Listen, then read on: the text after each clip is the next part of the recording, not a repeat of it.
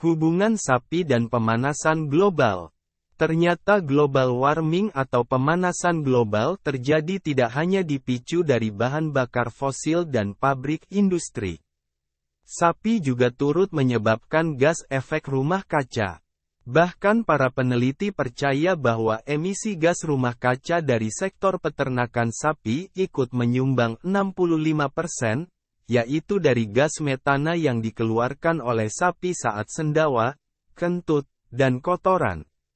Gas metana ini menyumbang 16% dari total efek pemanasan global. Potensi pemanasan global mencapai 28 hingga 36 kali lipat, yang berujung menghasilkan karbon dioksida. Sehingga perlu ada inovasi kreatif yang dilakukan untuk mengurangi gas metana pada sapi. Hutan terbesar dan terluas di dunia, yaitu hutan Amazon sedang sakit. Terjadi pembalakan hutan yang dikarenakan menjamurnya peternakan sapi. Puluhan, ratusan atau bahkan ribuan sapi yang melenggang berkelompok sedang merumput. Perluasan ladang ternak dituding sebagai perusak nomor satu hutan Amazon. Tanah di Amazon sebetulnya tidak cukup subur untuk ditanami rumput sehingga harus dibantu pupuk kimia untuk menumbuhkan rumput.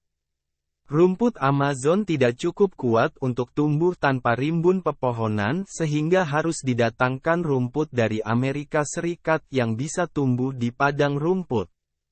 Sapi lokal Brasil tidak cocok untuk diternakkan di kawasan ini sehingga harus didatangkan dari India. Untuk itu perlu ada inovasi juga dalam hal makanan. Dan diprediksi tidak akan lagi orang yang mengkonsumsi makanan olahan daging pada tahun 2040. Para ahli memperkirakan sekitar 60% dari produk daging yang dikonsumsi pada 20 tahun mendatang akan diganti dengan produk nabati atau alternatif budidaya lainnya yang diolah layaknya sebuah daging. Sehingga dampak lingkungan bisa ditekan.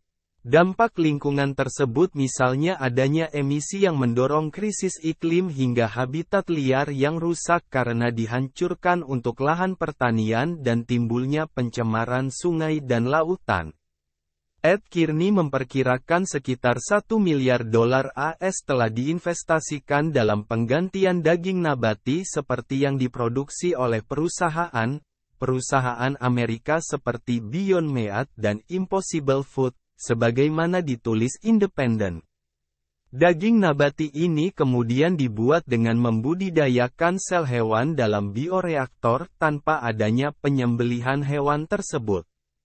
Kemudian diproduksi dengan mengekstraksi sel dari hewan hidup dan memperbanyaknya di luar tubuh hewan dengan menggunakan alat bioreaktor.